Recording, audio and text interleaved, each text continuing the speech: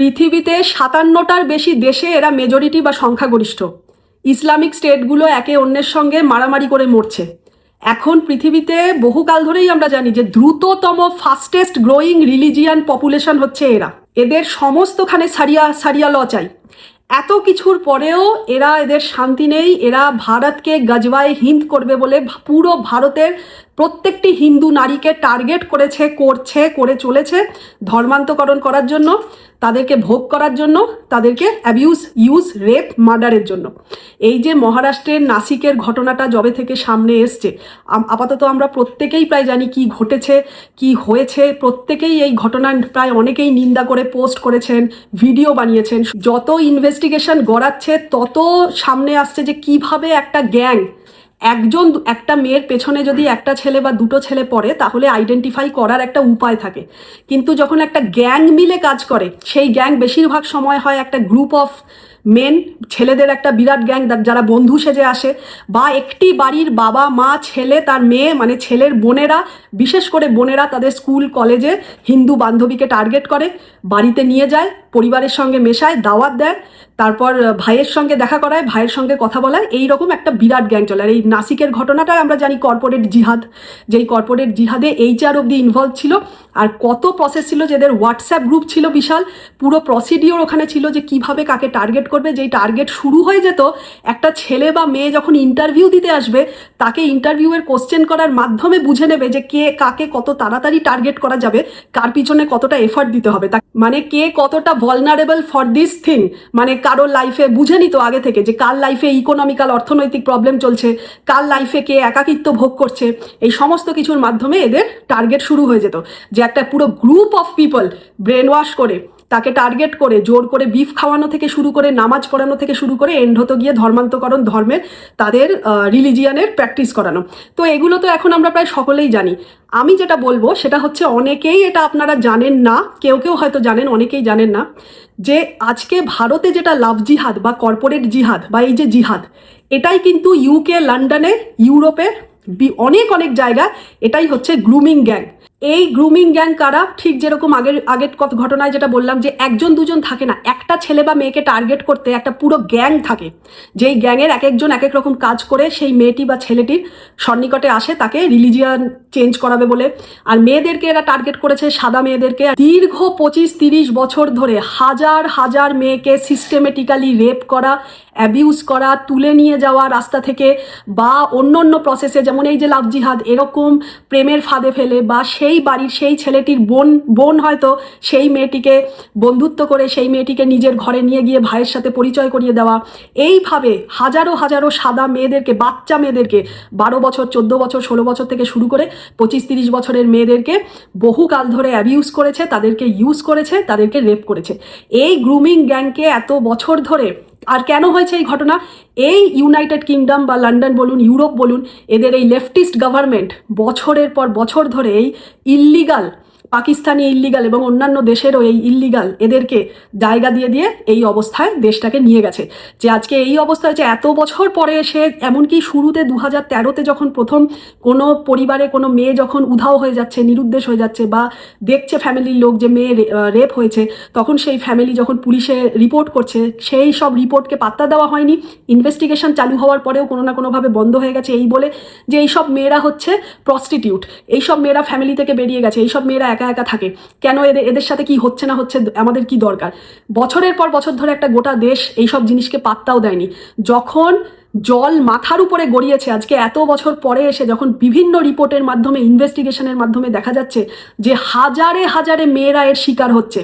আমি দুটো ভিডিও চালাবো, আপনারা শুনে নিন, যেখানে ইউকের পার্লামেন্টে যখন এই নিয়ে কথা উঠেছে গ্রুমিং গ্যাংয়ের ব্যাপারে, এবং ন্যাশনাল এনকোয়ারি বসানো হয়েছে যে আরও ডিটেলে ইনভেস্টিগেশন করার জন্য এই গ্রুমিং গ্যাংয়ের ফান্ডিং কোথা থেকে আসছে। আর সেই ভিডিওতে স্পষ্টভাবে পার্লামেন্টে বলা হচ্ছে যে এই গ্রুমিং গ্যাং আর কেউ নয়, এই গ্রুমিং গ্যাং হচ্ছে gang of Muslim men, mainly from Pakistan, আর আরও অন্যান্য জায়গা থেকেও আছে। আর আজকে লন্ডন, ইউকের অবস্থা এরকম জায়গায় এসছে যে খুব রিসেন্টলি 5 জন পাকিস্তানি মুসলমান ছেলে মিলে, 5-এরও বেশি হয়তো, একটি লন্ডনের শিখ ফ্যামিলির 10 থেকে 12 বছর বয়সী একটি মেয়েকে গ্যাংরেপ করেছে তুলে নিয়ে গিয়ে। শুধু তাই নয়, ইউকে লন্ডনের অবস্থা এখন এত মারাত্মক। রিসেন্টলি এরম ঘটনাও সামনে এসছে যে একটা ফ্যামিলি যারা রেস্টুরেন্ট বিজনেস চালায় তারা বলেছে আমরা হালাল মাংস বিক্রি করব না বলে এই গ্যাং বা এই ধরনের লোকেরা এরা রীতিমতো সেই কাপলের উপরে অ্যাটাক করেছে, তার রেস্টুরেন্টে ভাঙচুর করেছে যে কেন তারা হালাল মাংস বিক্রি করবে না। ইউকে লন্ডনের অবস্থা এমন জায়গায় পৌঁছেছে যে খুব শিগগিরই হয়তো শোনা যাবে যে এই ইউকে লন্ডনও ইসলামিক স্টেট হয়ে গেছে, এরা দখলে নিয়ে নিয়েছে, বা হয়তো এটা ভাগ হতে চলেছে, ইউকে ভাগ হতে চলেছে, একটা পার্ট সাদাদের থাকবে, একটা পার্ট এদের থাকবে। For decades, organized grooming and rape gangs operated in plain sight. Vulnerable girls, white working class girls, were targeted, trafficked, raped, brutalized, and even killed. Many were children. Many were in care. Many had already been failed by the state before the abuse even began. We must be honest about who has been responsible. This was done primarily by gangs of savage Muslim men. This is a fact that we must face up to, and our inquiry... Young teenage girls systematically raped over years by men of predominantly Pakistani heritage. Girls like Jane, who was repeatedly gang raped at the age... এইবার আমি একটি ভীষণ interesting জিনিস আপনাদেরকে বোঝাবো। খুবই renowned popular economist doctor অঙ্কিত শাহ, উনি একটি 90+5+5 থিওরি বুঝিয়েছেন যে কিভাবে এরা কোনো জায়গা দখল করে, কিভাবে এরা ধীরে ধীরে ধীরে ধীরে এক একটা ইসলামিক স্টেট বানায় আর সব কিছু দখলে আনে। 90+5+5, প্রথম যে 5% আছে এদের মধ্যে এই 5% হচ্ছে সব থেকে কম ডেঞ্জারাস, এরা হচ্ছে টেরোরিস্ট।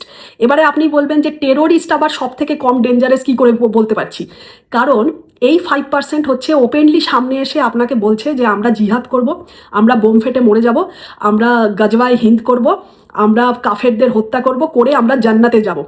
এরা পরিষ্কার আপনাকে থ্রেট দিচ্ছে সামনে থেকে এসে যে আমরা বোম ফাটাবো, আমরা তোদের মারবো।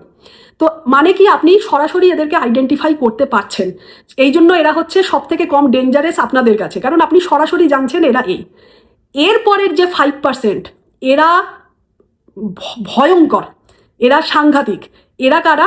যেই মুহূর্তে এই প্রথম 5% টেরোরিস্টরা কোনো না কোনো ঘটনা ঘটাবে, এই পরের 5% দৌড়ে ঝাঁপিয়ে এসে এরা রেডি থাকে কভার ফায়ার দেওয়ার জন্য, মানে কি আগুনকে চাপা দেওয়া, যে কোনো না কোনোভাবে এদেরকে ব্যাক করার জন্য, এদেরকে সাপোর্ট দেওয়ার জন্য এসে কি বলে মিডিয়া, নিউজ চ্যানেল, পোস্ট সব জায়গায় বলে টেরোরিজমের কিন্তু কোনো রিলিজিয়ান হয় না, টেরোরিজমের কিন্তু কোনো ধর্ম হয় না, টেরোরিজম সবাই কিন্তু এরকম নয়, এই বলে এদের সাপোর্টে কোনো না কোনোভাবে পোস্ট, ওদেরকেই আবার ভিকটিম বানানো, এই সমস্ত কিছুর মাধ্যমে এরা এসে তাড়াতাড়ি করে নিউজ মিডিয়া চ্যানেলে এসে কভার ফায়ার করে। এই 5% কিন্তু সাংঘাতিক ডেঞ্জারাস। তো এই 5% কারা আমরা বুঝেই ফেলবো যে আরবান নকশালস, তথাকথিত বুদ্ধিজীবী, এই যে টালিগঞ্জে যে কজন বসে আছে ডিরেক্টর, প্রডিউসার, অনেক সংখ্যক অ্যাক্টর, অ্যাক্ট্রেস, যাদের কথাবার্তা সমর্থন পোস্টে আমরা ভালো মতো বুঝতে পারি এরা সবাই হচ্ছে আরবান নকশালস। তারপরে কিছু পেড জার্নালিস্ট, যাদের মধ্যে রাজদীপ সরদেসাইয়ের নাম আমরা সকলেই জানি, সকলে এনার নাম নেয়ও।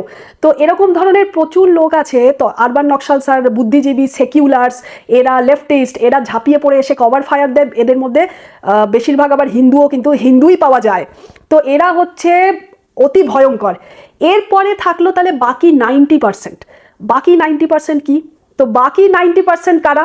এই বাকি 90% এই যে প্রথম 5% আর পরের 5% যে এত কষ্ট করলো, একজন বোম ফাটিয়ে মরলো, একটা জায়গায় ঘটনা ঘটালো, আর পরের 5% এসে কভার ফায়ার করলো। তো এই দুটো গ্রুপ মিলে যে কষ্টটা করলো, তার সুবিধাটা কে পাবে? তার সুবিধাটা কাকে পাইয়ে দিচ্ছে? ওই বাকি 90%। ওই একটা এলাকায় যেই মুহূর্তে কোনো ঘটনা ঘটছে, বোম কোনো ব্লাস্ট করছে বা কাউকে হত্যা করছে, মার্ডার করছে, সঙ্গে সঙ্গে সেই এলাকার আশেপাশের সব হিন্দুরা পলায়ন করতে শুরু করছে, বাড়ি ছেড়ে দিচ্ছে। সেই সব বাড়ি, যা অনেক অনেক টাকার বাড়ি, জমি, সব জলের দরে যারা বিক্রি করতে পারছে তারা বিক্রি করে, জলের দরে বিক্রি করে দিয়ে পালাচ্ছে, আর যারা পারছে না তারা ফেলে দিয়েই পালাচ্ছে। তো এই ঘটনা ঘটার মাধ্যমে যে এক একটা এলাকায় যে ভ্যাকুয়াম আর সন্ত্রাস ক্রিয়েট করে দিল, এদের গোষ্ঠীর বাকি 90% এসে এবারে ওই জায়গায় ঝাঁপিয়ে পড়ে, যে বাড়ির দাম আজকে 1 কোটি টাকা সেই বাড়ি 20 লাখ টাকায়, বা কোনো কোনো বাড়ি ফ্রিতেই নিয়ে নিল। এইভাবে এক একটা জায়গা এরা দখল করে, এক একটা জায়গা চোখ করে, আর এইভাবে একটা অঞ্চল থেকে, রাজ্য থেকে, শহর থেকে, রাজ্য থেকে দেশ, এক একটা দেশকেও এরা দখল করে ফেলে। এবারে এই কথা বলেই শেষ করব যেসব মানুষকে এই আরবান নকশাল আর সেকিউলাররা বোঝানোর চেষ্টা করে ওরে বাবা 2014 থেকে এত হিন্দু মুসলমান হচ্ছে, কোনোদিন এটা আগে ছিল না, তাদেরকে আবারও আমি এই যে লন্ডনের উদাহরণটা যে দিলাম যা ঘটছে গ্রুমিং গ্যাং, এই কারণেই দিলাম যে ভারত বলেই 2014 থেকে সবাইকে, সমস্ত ফোর্সকে, পুলিশকে, ইনভেস্টিগেশন ডিপার্টমেন্টকে, সকলকে ফ্রি হ্যান্ড দেওয়া হয়েছে বলেই প্রত্যেকটি ঘটনা আমাদের চোখের সামনে আসছে। ছোট ঘটনা থেকে, মাঝারি থেকে, বড় থেকে, আমার পাশের বাড়িতে যদি লাভ জিহাদ হচ্ছে সেখান থেকে শুরু করে বড় বড় কর্পোরেটে যে গ্যাং তৈরি করে কর্পোরেট জিহাদ হচ্ছে, প্রত্যেকটি ঘটনা সামনে আসছে এবং এটা আমাদের জন্য মঙ্গল। প্রত্যেকটি ঘটনা এভাবেই সামনে আসা দরকার, আর আমাদের তরফ থেকে এভাবেই রিটালিয়েশন, এইভাবেই প্রতিবাদ আর প্রতিকার দরকার। তবে গিয়ে আমরা যখন ভারত কোনোদিন 58তম ইসলামিক স্টেট হতে চাইবে না, আর কোনোদিন হতে দেওয়া যাবেও না। আর এটা লন্ডন নয়। আজকে লন্ডনের এই অবস্থা কেন হলো? কারণ বহু বছর ধরে এরা এই গ্রুমিং গ্যাংকে পাত্তাই দেয়নি। কেন দেয়নি? এই যেহেতু পুরো, আমি কিন্তু আগের ভিডিওয় ওকিজম বুঝিয়েছি যে কিভাবে আমার ফ্যামিলি থেকে ফ্রিডম চাই, আমার ইকুয়ালিটি চাই, আমি একটা ছেলের মতো ইকুয়াল হতে চাই, এই সমস্ত ফেক ফেমিনিজম, ওকিজম নিয়ে সব মেয়েরা বাড়ির থেকে বেরিয়ে যাচ্ছে। যার জন্য একটা মেয়ের সাথে যখন রাস্তায় কিছু হচ্ছে, পাশের ছেলেটা তাকিয়েও দেখছে না, তার ফ্যামিলির লোকও তাকিয়ে দেখছে না, তার আত্মীয় স্বজন কেউ তার চারপাশে নেই তাকে বাঁচানোর জন্য। এক একটা সাদাদের কান্ট্রিজে এরকমই হয়, যার জন্য এই এক একটা সাদা কান্ট্রিজে এই গ্রুমিং গ্যাংরা এসে খুব তাড়াতাড়ি দখল নিতে পারে। এরা সব থেকে বেশি ভলনারেবল হয়, কারণ যত ছেলেমেয়েরা ফ্যামিলির থেকে আলাদা থাকবে তত এদের তাড়াতাড়ি অ্যাটাক করতে এদের সুবিধা হবে। কিন্তু ভারত সেটা নয়, ভারত কোনোদিন তা হবে না।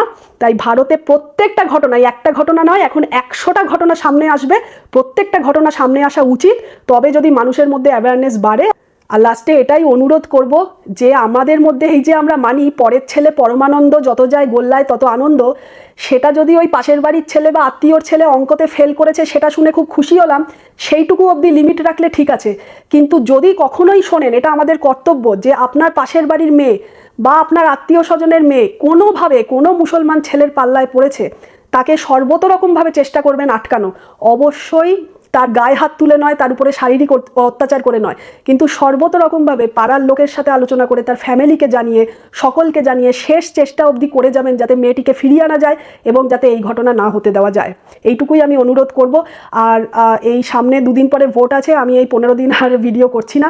আশা করি পরিবর্তন আসবে, কারণ the present West Bengal government is a permanent threat for the security of the nation.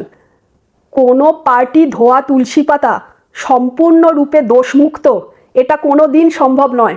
সব পার্টিতেই করাপশন আছে, কিন্তু প্রায়োরিটি তাকেই দিতে হবে যে দেশের অর্থনীতি, দেশের সমাজ ব্যবস্থা, দেশের সুরক্ষা সর্বোপরি দেশকে সামনে রাখে। সিপিএমের পাশে বা কমিউনিস্ট পার্টির পাশে কখনো দেশপ্রেমী, জাতীয়তাবাদী এই দুটো শব্দ বসানো যায় না। তাদের অ্যাক্টিভিটি, তাদের কার্যকলাপ, তাদের সমর্থন, সেটাই আমাদেরকে দেখিয়েছে চোখ খুলিয়ে আর শিখিয়েছে। সুতরাং যে জাতীয়তাবাদী, যে ন্যাশনালিস্ট, সেই আসুক, সবাই সেটাই চাইবে। দেখা যাক কি হয়।